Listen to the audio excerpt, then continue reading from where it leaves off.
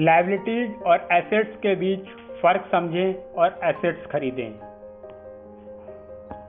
Liabilities और assets ये वो चीज़ें हैं जो यदि किसी व्यक्ति के लिए अपने शुरुआती जीवन में सीखने को मिल जाएं, किसी भी तरीके से मिल जाएं, तो वो अपने जीवन में एक अलग ही मुकाम को हासिल कर सकता है। तो आज हम इस बुक में चर्चा करेंगे लायबिलिटीज और एसेट्स के बारे में। तो चलिए शुरू करते हैं। सुनने में बड़ी आसान बात लगती है, लेकिन यही एक रूल है जो आपको अमीर बनाने में मदद करेगा।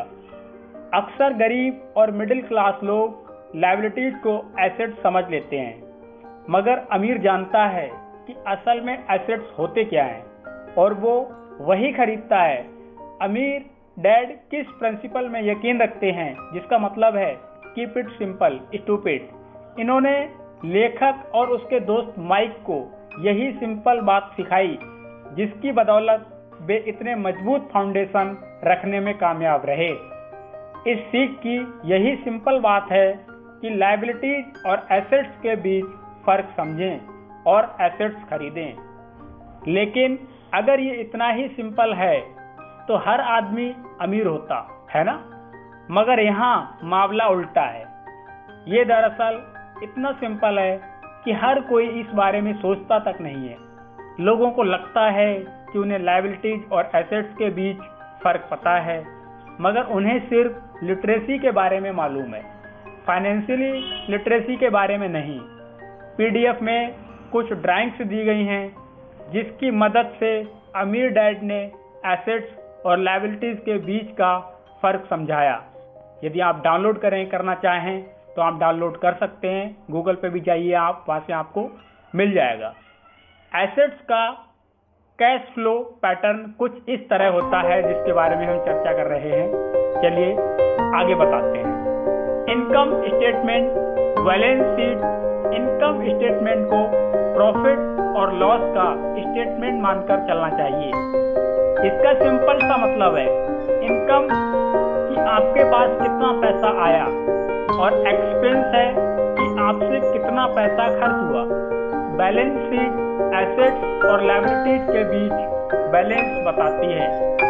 बहुत से पढ़े लिखे अकाउंटेंट्स को भी ये पता नहीं होता कि आखिर बैलेंस शीट और इनकम स्टेटमेंट कैसे एक दूसरे से जुड़े हैं। लायबिलिटी में कैश फ्लो कुछ ऐसा होगा जिसके लिए अब हम बताने जा रहे हैं। Income statement, balance sheet. अब ये चार्ट देखने में बहुत सिंपल है, इसे आसानी से लोगों को समझाया जा सकता है। एसेट्स वे चीजें होती हैं जो आपके लिए पैसे कमाने का काम करती हैं। मान लो आप कोई घर खरीदकर उसे किराए पर देते हैं, उसी किराए से आप वो लोन भी चुका सकते हैं जो आपने घर खरीदने के लिए लिया था। अब घर भी आपका हुआ और उससे मिलने वाला किराया भी आपका। इसके उलट लायबिलिटीज आपकी जेब से पैसे खर्च करवाती है, जैसे कि घर खरीदकर उसमें रहने से आपको कोई किराया नहीं मिलने वाला।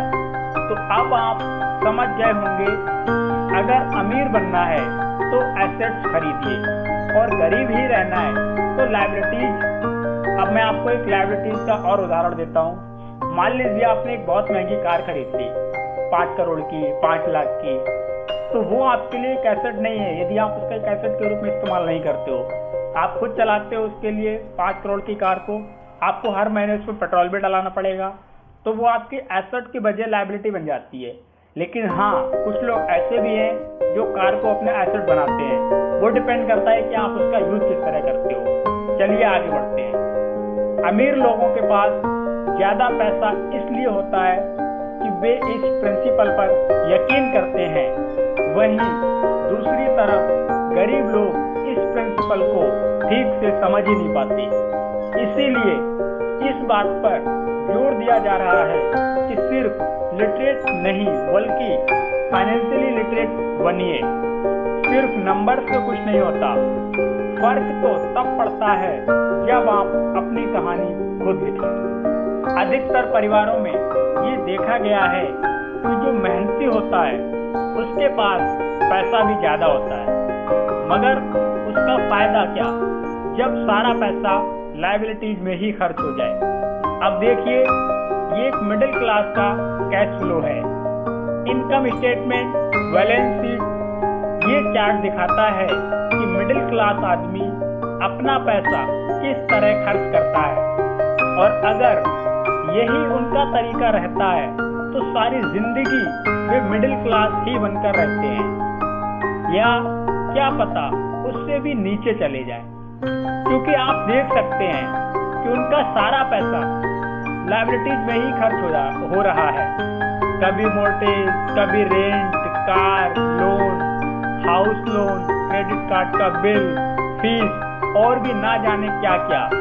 उनकी सारी कमाई इसमें खर्च हो जाती है। दूसरी ओर गरीब लोग हैं जिनकी कोई लायबिलिटी तो नहीं है, मगर उनके कोई एसेट्स भी नहीं होते। वे भी पैसा कमाते हैं, सैलरी पाते हैं, मगर हर रोज के खर्चों में उनका सारा पैसा उड़ जाता है। माना एक गरीब आदमी $1000 कमाता है, उसमें से $300 वो अपने छोटे से घर के किराए में खर्चता है, $200 उसके आने जाने का किराया, $200 टैक्स और $200 खाने और कपड़ों में खर्च हो जाता है। अब उसके पास बचा क्या? कुछ भी नहीं। और कभी कभी तो उधार लेकर काम चलाना पड़ता है, जिससे वो और गरीब हो जाता है। इसके उलट अमीर एसेट्स खरीद कर रखते हैं, फिर उनके वो एसेट्स उन्हें और पैसा कमा कर देते हैं। उनकी कमाई इसी तरह 2 से 4, 4 से 8 हो जाती है। अधिकतर लोग दिमाग से काम लेते हैं। अधिकतर लोग दिमाग से काम लेते हैं, लेकिन कौन? अमीर लोग।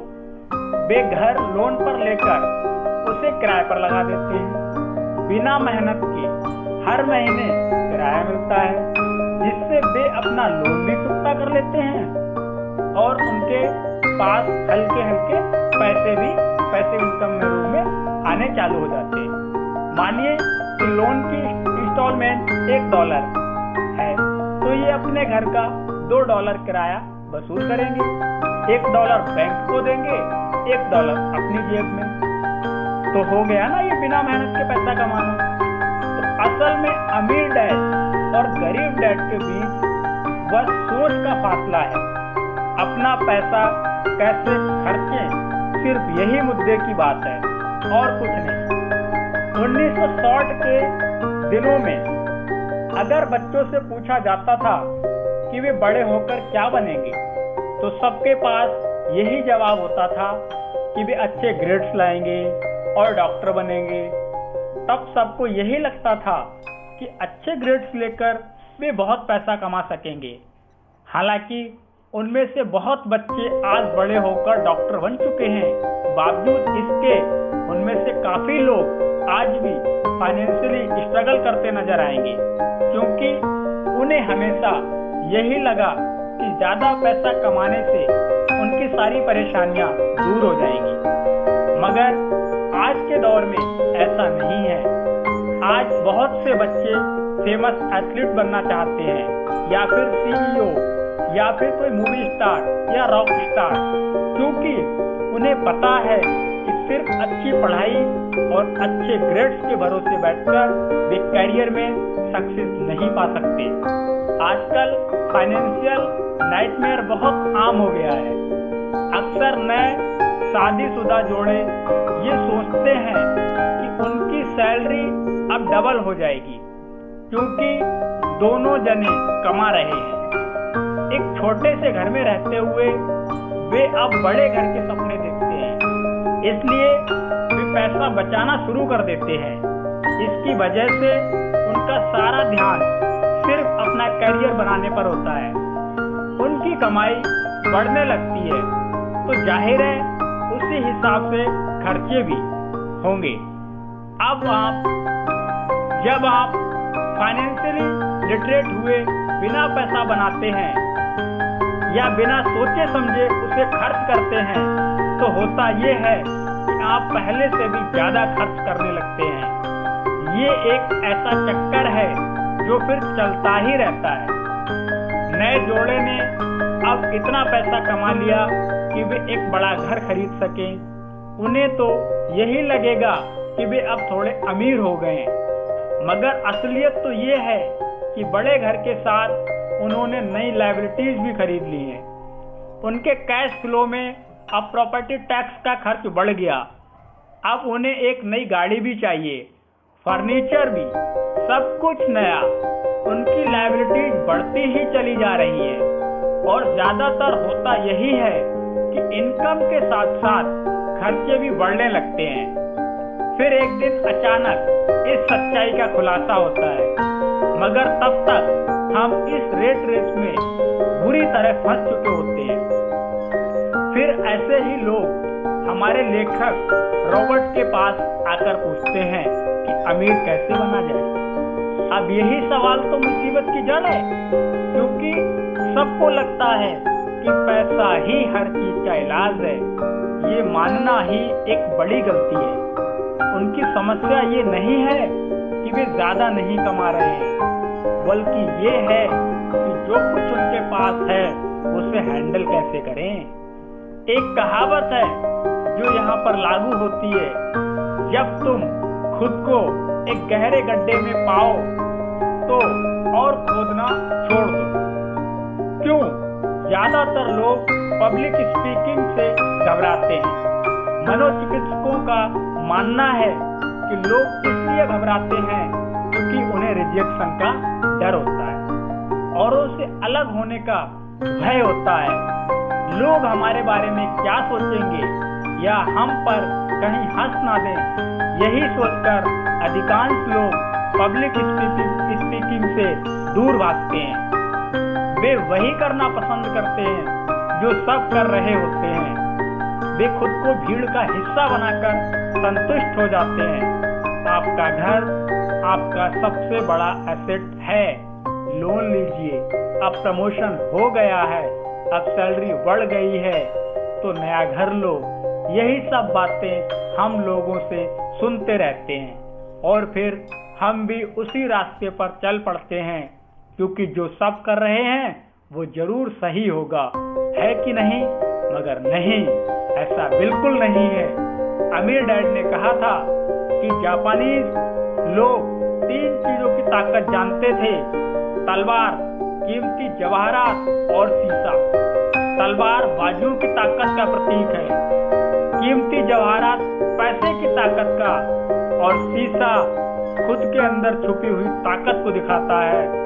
और वही हमारे सबसे बड़ी ताकत है। जब आप खुद को जानते हो, शीशे के सामने अगर आप खुद से सवाल पूछ सकते हो कि मैं सही हूँ या मुझे भी भीड़ का हिस्सा बनकर रहना चाहिए, तो जो जवाब आपको मिलेगा वही आपकी असली ताकत है। गरीब और मिडिल क्लास खुद को पैसे का गुलाम बनने देते हैं, इसलिए वो कभी अमीर नहीं बन पाते। 16 साल के रॉबर्ट और माइक अमीर डैड के साथ हर उस मीटिंग में जाया करते थे जो वे अपने अकाउंटेंट, मैनेजर, इन्वेस्टर और एम्प्लॉइयों के साथ रखा करते। यहाँ एक ऐसे अमीर डैड देखने को मिलते हैं जो पढ़े लिखे नहीं हैं, जिन्होंने 13 साल में ही स्कूल छोड़ दिया था, मगर आज वो मीटिंग्स रखते हैं। अपने नीचे काम करने वाले पढ़े लिखे लोगों को ऑर्डर देते हैं, उन्हें बिजनेस के टिप्स समझाते हैं। एक ऐसा इंसान जो भीड़ का हिस्सा नहीं बना, जिसने रिस्क लिया और जिसने लोगों की परवाह नहीं की, जिसे डर नहीं था कि लोग उसके बारे में क्या सोचेंगे। इन मीटिंग्स का नतीजा ये हुआ कि लेखक और उनका दोस्त दोनों ही स्कूली पढ़ाई में मन नहीं लगा पाए। जब भी उनके टीचर कोई काम देती थी, उन्हें रूल्स के हिसाब से करना होता था। उन्हें एहसास हुआ कि स्कूली पढ़ाई किस तरह से बच्चों की प्रतिभा को निखरने नहीं देती। उनकी क्रिएटिविटी को मारकर उन्हें एक सांचे में ढालकर इस समाज का एक मशीन हिस्सा भर बना देती है। और उन्हें टीचर की इस बात से भी इनकार था कि अच्छे ग्रेड्स लाकर ही सक्सेसफुल और अमीर बना जा सकता है। एक दिन रॉबर्ट की अपने गरीब डैड से बहस हो गई। उनके पिता का मानना था कि उनका घर उनके लिए सबसे बेस्ट इन्वेस्टमेंट है, मगर वो एक रेट रेस में भाग रहे थे। उनकी इनकम और खर्चे बराबर ही थे। उन्हें पूरा करने के लिए उनके पास एक पल की भी फुर्सत नहीं थी। यही बात रॉबर्ट उन्हें समझाना चाह रहे थे कि उनके पिता के लिए वो घर एसेट नहीं, लायबिलिटी है। घर पर उनके पैसे खर्च हो रहे थे, बदले में मिल कुछ नहीं रहा था। ये बात उनके गरीब डैड समझ नहीं पा रहे थे, और यही फर्क था गरीब और अमीर डैड के बीच। खैर, उनकी बहस चलती रही। उन्होंने अपने गरीब पिता को बताया कि अधिकतर लोगों की जिंदगी लोन चुकाने में ही निकल जाती है। जिस घर को वे खरीदते हैं उसके लिए वे 30 साल तक लोन भरते हैं, फिर एक और बड़ा घर लेते हैं और पाना लोन रिन्यू करवाते हैं। अब घर की कीमत भी उसी हिसाब से बढ़ेगी या नहीं, ये निर्भर करता है। कुछ लोग ऐसे भी हैं जिन्होंने घर खरीदने के लिए एक बड़ी रकम ली थी। जितनी घर की कीमत नहीं थी उससे ज्यादा कर्ज उनके सर पर चढ़ गया। इसका सबसे बड़ा नुकसान लोगों को ये होता है कि वे बाकी जगह इन्वेस्टमेंट नहीं कर पाते, क्योंकि उनका सारा पैसा उस घर पर लगा है। उन्हें कभी इन्वेस्टमेंट करने का मौका ही नहीं मिल पाता, और ना ही वे इस बारे में कुछ सीख पाते हैं, और इस तरह कई एसेट्स उनके हाथ से निकल जाते हैं। अगर इसके बदले लोग सिर्फ एसेट्स पर ध्यान दें तो उनका फ्यूचर कहीं ज्यादा बेहतर हो सकता है। अब उदाहरण के लिए रॉबर्ट की पत्नी के पेरेंट्स एक बड़े घर में शिफ्ट हो गए। उनका सोचना था कि अपने लिए बड़ा और नया घर लेना एक सही फैसला है, क्योंकि बाकियों की तरह उन्हें भी घर लेना एक एसेट लगता था। मगर वे ये जानकर हैरान रह गए कि उस घर का प्रॉपर्टी टैक्स $1000 था। ये उनके लिए बड़ी कीमत थी, और क्योंकि वे रिटायर हो चुके थे तो इतना पैसा टैक्स के रूप में भरना उनके रिटायरमेंट बजट के बाहर था। बेशक हम ये नहीं कह रहे हैं कि आप एक नया घर ना लें, बल्कि हम समझाना चाहते हैं कि जितने पैसे से आप एक बड़ा घर लेंगे उतने पैसे आप किसी एसेट में इन्वेस्ट करें तो बेहतर होगा। आपका एसेट आपके लिए कमाई करेगा, और कुछ ही समय बाद आपके पास इतना पैसा होगा कि आप आसानी से मनपसंद घर ले पाएंगे, वो भी बिना किसी लोन के। अमीर और ज्यादा अमीर क्यों होते रहते हैं, वहीं मिडिल क्लास आगे क्यों नहीं बढ़ पाते? इसके पीछे भी एक वजह है। कारण सीधा है। अमीर एसेट खरीदते हैं जो उनका पैसा दुगना करता रहता है। उस पैसे से उनके सारे खर्चे मजे में निपट जाते हैं। और मिडिल क्लास क्या करते हैं, वे तो बस महीने की 1 तारीख का इंतजार करते रहते हैं। जब उनकी सैलरी आए, सारी की सारी सैलरी तो खर्चों को पूरा करने में खत्म हो जाती है, तो इन्वेस्टमेंट कहाँ से होगा? और फिर जब सैलरी बढ़ती है तो उस पर टैक्स भी उतना ही बढ़ जाता है, और इसी हिसाब से बाकी खर्चे भी, फिर अंत में वही रेट रेस चलती रहती है। यहाँ तक इस बुक में यही था, आगे फिर हम चर्चा करेंगे।